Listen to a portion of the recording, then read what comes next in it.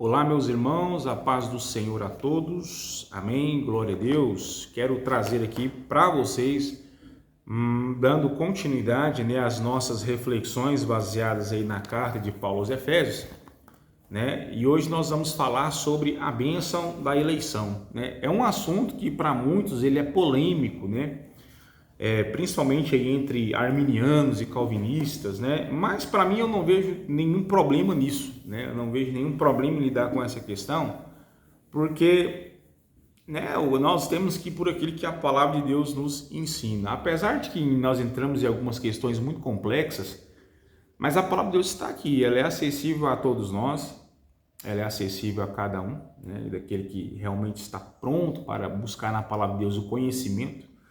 E precisamos lembrar que, acima de qualquer coisa, a palavra de Deus ela não veio só para nos promover algum tipo de conhecimento que satisfaça apenas o nosso intelecto, Ela deve gerar transformação de vida. Então, toda teologia que ela não pode ser prática e não pode trazer benefícios espirituais a nós, que não nos impulsiona a amar mais ou que não nos impulsiona realmente a fazer aquilo que é correto, ela não serve de muita coisa.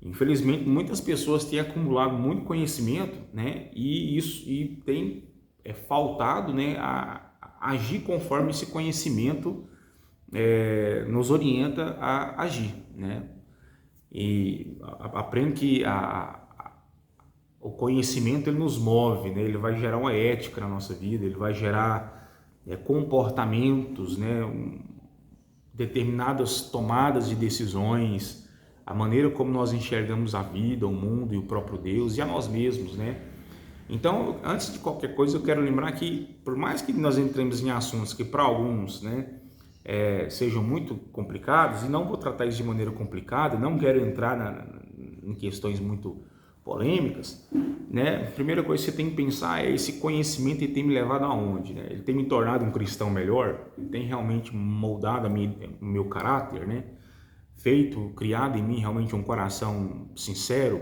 puro, quebrantado, Ele tem melhorado a minha vida espiritual, tem trazido um impacto positivo na minha família, no meu ministério. Então é isso que mais importa, Muitas pessoas, à medida que elas avançam em conhecer alguma coisa sobre Deus, elas vão ficando arrogantes, elas se tornam pessoas assim que elas querem demonstrar conhecimento para realmente impor um tipo de superioridade, e esse não é o propósito, O propósito é edificar uns aos outros em amor. Então, o que nós precisamos entender? Nós vamos ler aqui em Efésios capítulo 1, verso 4, eu quero ler o texto que fala: como também nos elegeu nele antes da fundação do mundo para sermos santos e irrepreensíveis diante dele em amor. Em algumas versões, sermos santos e irrepreensíveis em sua presença. Amém, meus irmãos? Então aqui nós falamos de uma bênção que Deus nos deu, gratuitamente, que é a bênção da eleição. Quando nós falamos de eleição, é um assunto polêmico. Por quê?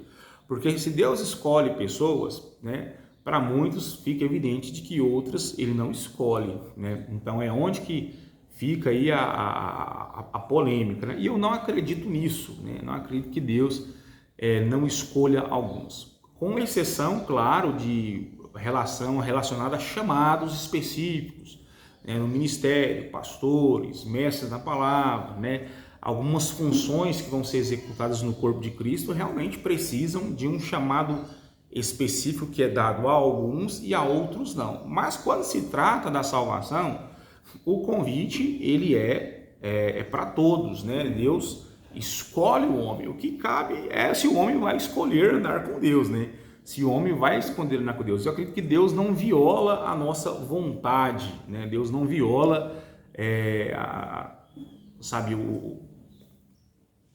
o ato do homem poder decidir, Nós vemos em toda a palavra de Deus, Deus dando oportunidade para o homem se arrepender e o homem não se arrependeu, Deus dando a oportunidade do homem escolher, fazer decisões certas, e ele fez decisões certas ou decisões erradas. Um grande exemplo disso nós vemos lá no caso de Caim e Abel, Quando Caim fica bravo, ele suscita um ódio no seu coração com relação a Caim e seu irmão, que havia oferecido um culto excelente diante de Deus, enquanto ele não. A Bíblia diz que Caim cai o seu semblante, havia algo ruim no coração dele, e o próprio Deus exorta Antes de Deus, antes que o pecado de Caim fosse consumado, antes que Caim pudesse ter uma atitude errada e Deus pudesse julgá-lo, Deus, na sua graça, ele antecipadamente ele vai até Caim e lhe dá uma palavra de instrução, de exortação, dizendo: por que caiu o teu semblante? Não é certo que se fizeres bem, não será aceito?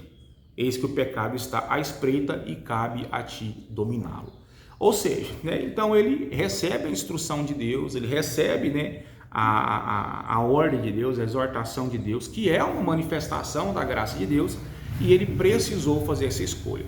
Então, o Deus nos escolhe pessoas, né? Então você precisa entender que você precisa escolher também caminhar com Deus. A caminhada com Deus é uma escolha, fazer parte do povo de Deus é uma escolha, mas quem escolhe primeiro é Deus, não é verdade? Não o pontapé inicial é de Deus. A palavra de Deus nos ensina que Ele nos amou primeiro, e em resposta ao seu amor, nós agora o amamos. Então, a iniciativa nunca foi nossa. Primeiro passo, primeira coisa que nós temos que entender, que a iniciativa, né, dessa comunhão nunca foi nossa, porque nós estávamos mortos em nossos delitos e pecados, completamente incapazes de fazer essa decisão, né? Mas quando o Evangelho nos é apresentado, nós podemos agora crer nisso, né? E a fé realmente, ela não é só um acreditar, mas é uma decisão, né? Nós vamos ver em Hebreus capítulo 11, que pela fé muitos homens fizeram algo, né? Mas a fé, ela nasce quando nós ouvimos o Evangelho, escutamos o Evangelho e cremos, e agora nós temos que dar uma resposta ao Evangelho por meio de decisões, de obras. As obras não nos salvam, mas as obras, elas são resultado de uma vida redimida, né? Então, quando nós entramos no assunto da eleição, precisamos entender que não significa que Deus não escolhe, né, outros enquanto Ele escolhe um, muito pelo contrário. A Bíblia fala, nós precisamos pegar o trecho todo, como também nos elegeu nele. O que o texto quer dizer? Quer dizer que o ato de Deus olhar para nós e nos escolher, né, sabe, para viver a sua vontade, para viver os seus propósitos, significa que todos os critérios, eles não são encontrados fora de Deus. Então Deus não avalia a nossa condição, as nossas qualificações, os nossos méritos, as nossas qualidades, se nós somos mais ou menos pecadores, até mesmo porque isso não existe, né, assim, de forma bem aprofundada, não, isso não vai existir. Deus não vai avaliar nossa performance, né? Deus não há nada em nós, não há uma ação, uma oração, não há nada em nós que possa persuadir Deus ao ponto de Deus se mover em nossa direção, né? Assim, eu falo em nós como seres humanos mesmo, né? Não há, de fato não há, né? Se Deus olhar para nós e procurar enxergar em nós alguma coisa que exija dele uma ação, o que nós encontraríamos? Apenas juízo e condenação, meus irmãos, né? Essa é a verdade, vamos ser francos. O salmista, ele fala uma coisa muito forte, ele fala assim: Senhor, se tu olhares, né, detalhadamente, atentamente os pecados minuciosos de todos, quem sobreviverá? Mas contudo, contigo há perdão para que te temam, né? Ou seja, então Deus, se ele for olhar para você, olhar para mim e procurar achar alguma qualificação que nos torne aptos para receber a sua bênção, nós estaríamos perdidos. Quando diz que Ele nos abençoou, nos elegeu nele, significa que todos os critérios foram encontrados no próprio Deus. Deus não foi motivado por algo que Ele olhasse e visse em você, mas Ele foi motivado por aquilo que estava nele mesmo. Deus foi motivado pelo seu amor, pela sua misericórdia, pela sua bondade, né? A própria natureza de Deus, né? Foram os requisitos, né? Ele encontrou esses requisitos não no homem, mas nele mesmo, para nos escolher, para fazer parte dessa obra grandiosa e poderosa. É por isso que o texto fala que também nos elegeu nele, foi nele, não em nós mesmos. Amém? Bom, e ele nos elegeu, né? Com certeza é o ato da eleição, mas o que nós também precisamos entender é que o ato de Deus escolher, ele tem por mais que ela não tenha méritos, né? Deus não nos escolhe, isso é muito interessante. Deus não nos escolhe por aquilo que nós achamos que somos ou aquilo que nós temos, né? não por alguma qualificação humana, muito pelo contrário. Deus, ele tem como padrão, né, a própria miséria do homem para revelar sua glória, né? A sua própria incapacidade, suas próprias limitações, a fraqueza do homem abre um espaço para que Deus derrame a sua glória, o seu poder e a sua graça. Mas como assim? Todo mundo é pecador, ninguém é forte o suficiente, ninguém é poderoso, ninguém tem essas habilidades, ninguém tem qualificação que o torne apto para ter acesso às coisas de Deus, de fato. Mas nós vamos ver na palavra de Deus exemplos entre pessoas que reconheciam isso e outros que não.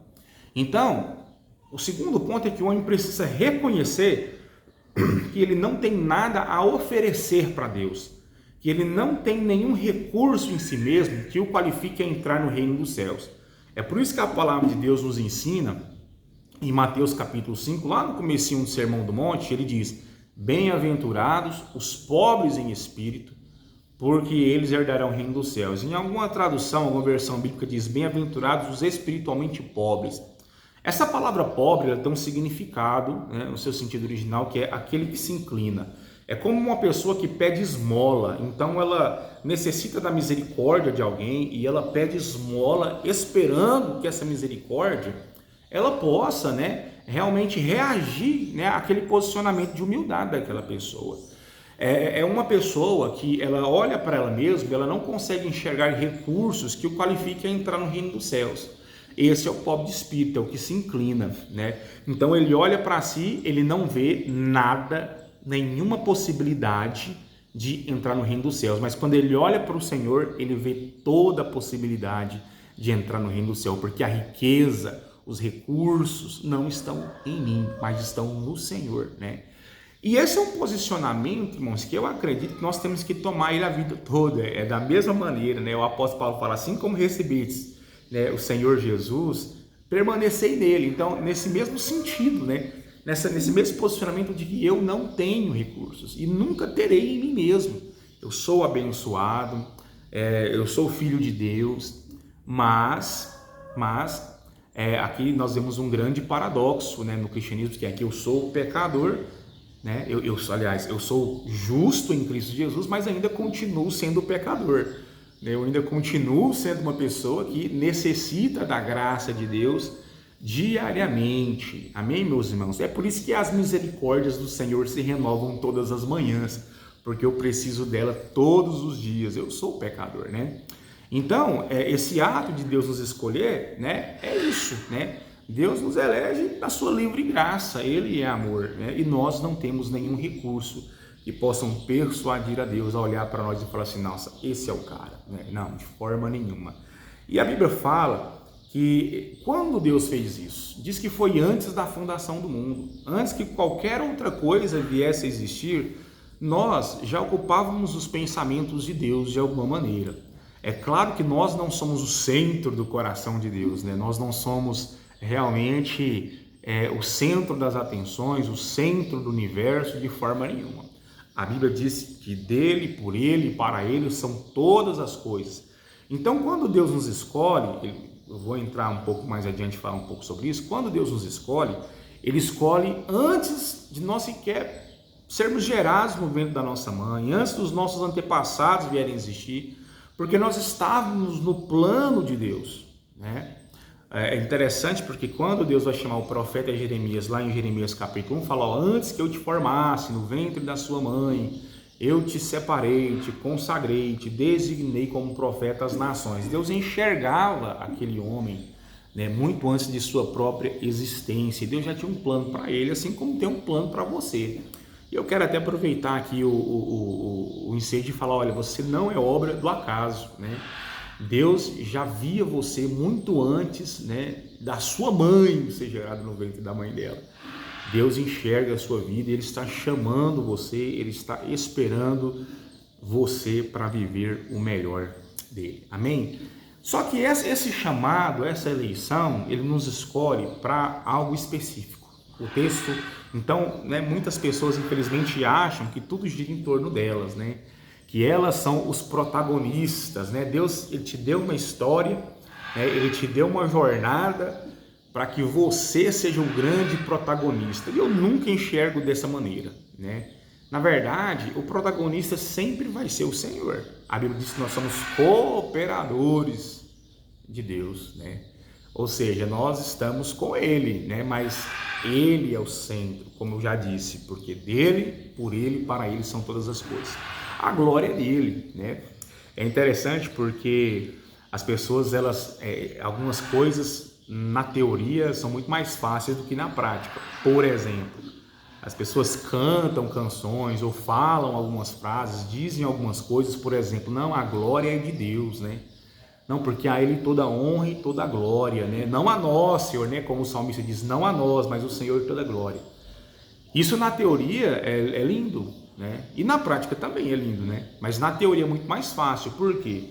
Porque quando nós não temos o reconhecimento, né, das pessoas como nós achamos que deveríamos ter, nós ficamos aborrecidos, nós ficamos magoados, né? Nós ficamos chateados, nós nos sentimos desvalorizados, né? Ah, mas tem alguma coisa errada, a glória não era de Deus, né?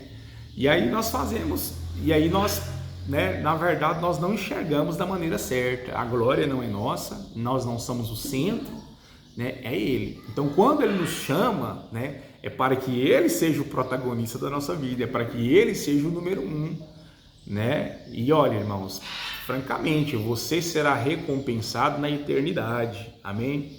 Certa vez eu vi um testemunho de um missionário, já era um idoso, fez missões, se eu não me engano, no Havaí, e ele trabalhou a vida toda ali, ganhou muitas almas para Cristo, fez a obra de Deus, e aí quando ele chegou a uma certa idade, precisava voltar, né? Ele era americano, norte-americano, e quando ele volta, né, para os Estados Unidos, ele vem num avião, e dentro do avião tinham pessoas famosas, gente, né, muito bem sucedida, e na expectativa dele é chegar e os irmãos receberem ele ali e tudo mais.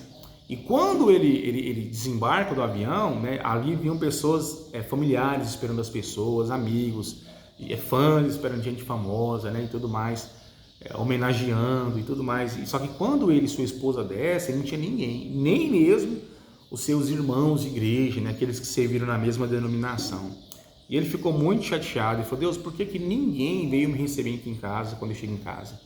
Né? E o testemunho fala que o Espírito Santo falou no coração dele: filho, você ainda não chegou em casa. Ou seja, né, toda a nossa recompensa, né, ela será plena na eternidade, né, quando nós partirmos daqui para lá. Então é isso, né? Então esse é o propósito de Deus. Qual que é o propósito? Para que Deus fosse o centro e nós pudéssemos estar santos e irrepreensíveis em sua presença. Então, esse termo de ser santo e ser irrepreensível é muito importante. Por quê? Porque isso está muito mais relacionado ao que nós somos do que necessariamente ao que nós fazemos, do que as nossas atividades, né? Mas sim ao nosso padrão de pensamento, a nossa identidade, né? Santidade realmente é você abster-se daquilo que o mundo oferece, do pecado, é você ser alguém separado, né, desse sistema mundano corrupto, né, que tenta dia após dia nos levar ao erro, ao engano, ao pecado. Então santidade é algo que o Senhor exige de nós, né? No próprio Sermão do Monte, né, que é o tema central do Sermão do Monte, lá sede santos porque o Senhor, o vosso Deus, é santo. Nós não somos perfeitos e não seremos nesse corpo, porque a nossa carne ela é pecaminosa, ela grita, ela chama pelo pecado. Mas dentro de nós deve residir uma outra vontade, que é a vontade do Espírito Santo de Deus, que clama por santidade, que esse Espírito, né, o nosso Espírito, que ele se funde com a vontade de Deus, né, ele é vivificado pelo Espírito Santo, ele deve influenciar nossa alma, né, a desejar as coisas de Deus, né? A palavra de Deus fala, né, que bem-aventurados que têm fome e sede de justiça, porque eles serão fartos. E esse fome e sede de justiça também está relacionado a um padrão de santidade na sua vida. Essa justiça, ela está relacionada à justiça de Cristo em nós, né? Está relacionado a veredas e caminhos retos, né? Porque assim, irmão, todo homem de Deus, toda mulher de Deus que nasceu de novo, ele tem dentro dele um anseio, por viver uma vida realmente no centro da vontade de Deus. E não dá para você excluir esse desejo, essa vontade de uma vida moralmente correta.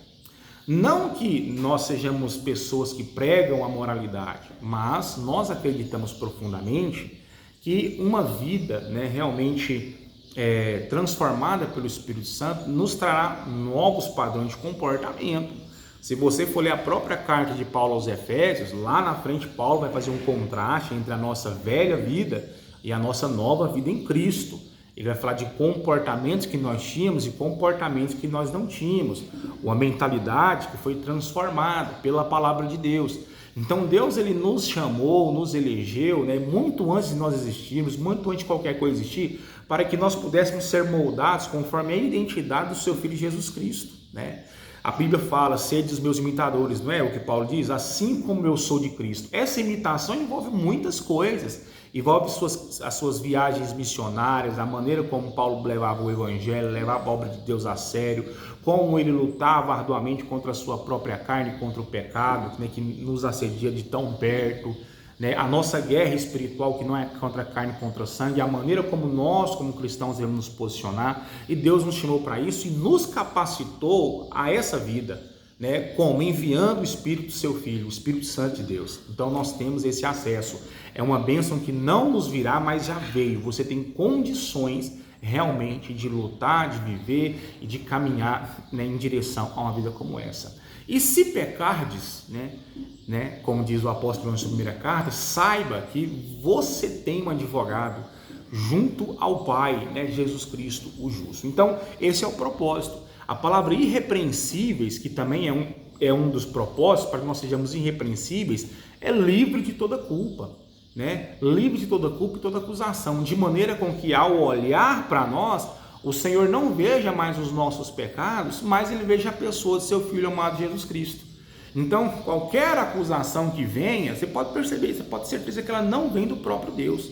A Bíblia fala que Satanás, o acusador, ele nos acusa dia e noite diante de Deus. Mas essas acusações não são válidas, porque se é Deus que nos justifica, quem levantará qualquer acusação contra os escolhidos de Deus? Então, nós temos realmente essa bênção. Ele nos escolheu, Ele nos amou, nos justificou, também nos glorificou, e esse é o propósito pelo qual nós somos chamados. Isso diante dele, santos e irrepreensíveis diante dele, na sua presença, onde nós estamos diante de Deus e ele diante de nós, e ao olhar para nós, ele não vê mais os nossos pecados, como eu acabei de falar, mas ele vê homens e mulheres justificados. Você foi escolhido para viver essa realidade, Nós somos desafiados na palavra de Deus, meus irmãos, a andar de acordo com a nossa vocação, com o nosso chamado. Nós vamos ter lutas severas, árduas contra a nossa própria carne, infelizmente, Paulo chega a falar assim: quem me livrará desse corpo, de morte, Quem me livrará disso, Ele estava preso naquilo, mas ele sabia que a própria morte o encarregaria, desse papel, e por isso que ele falava, morrer é lucro, viver é Cristo, ou seja, ele tinha uma visão tão espiritual, que a morte para ele não era algo que o assustava, mas era algo que o libertaria completamente do poder maldito de sua própria carne. Amém, meus irmãos? Então, essa é a bênção, Deus, ele olhou para você, não baseado naquilo que você tem, que você é, nos seus acertos ou nos seus erros, mas toda fonte que o motivou a chamar você para a presença dele estava nele mesmo. A sua presença poderosa, o seu amor, a sua glória, E ele fez isso muito antes de você existir. E o propósito é que você esteja diante dele limpo, purificado, sem culpa, sem mancha, sem mácula realmente, irrepreensível, vivendo uma vida em santidade, livre das corrupções desse mundo. Como diz a palavra de Deus, foi para a liberdade que Cristo nos libertou. Amém, meus irmãos? Fiquem com Deus e que Deus abençoe grandemente sua vida, em nome de Jesus. Quero orar por você. Amém. Pai, em nome de Jesus, que essas pessoas que estiverem nos ouvindo, me ouvindo, que o Senhor possa realmente ir de encontro com o coração delas, derramando paz e uma certeza do quanto elas são amadas, né, Deus. Muitos talvez podem estar cansados, talvez podem estar realmente exaustos, né, na sua jornada e na sua caminhada, mas derrama água fresca sobre os seus corações, mostrando, ó Deus amado, que não são os nossos erros ou acertos que realmente nos convidam ou que realmente, ó Deus, nos qualificam para entrar no reino dos céus e sermos aceitos em sua presença. Mas o que o motivou foi o seu próprio amor, foi a sua graça, o seu perdão. E assim o Senhor nos chama para viver uma vida de santidade, assim o Senhor nos chama para viver uma vida irrepreensível, mas também nos faça entender, ó Deus, que nós temos um perdão, ó Deus, constante em sua presença, que ainda que nós venhamos a cair, nós podemos recorrer ao sangue da nova aliança, à cruz do Calvário que está diante de nós. Ó Senhor, tenha compaixão de nós na nossa ignorância. Muitas vezes as nossas mentes, elas vagam para tão longe dessa verdade e ficamos desesperados, abatidos. Faça-nos entender, ó Deus amado, que não somos nós, mas é o Senhor, que é a sua glória e não a nossa, que não gira em torno de nós e não se trata de nós, mas que o Senhor nos criou com um propósito glorioso de contemplarmos a sua glória e nos satisfazermos nela. E esse é o nosso prazer, é o nosso contentamento, é a nossa segurança, é a nossa alegria. Ó Deus amado, em nome de Jesus, que todas as setas, mentiras e sofismas do diabo contra a mente de alguém que possa estar ouvindo agora, caia por terra, Senhor. E que essa pessoa, ó Deus, possa desfrutar dessa liberdade e tenha plena consciência disso, sendo gerado pelo Espírito Santo, ó Deus. Em nome de Jesus eu oro a Ti. Obrigado, Senhor. Amém e amém.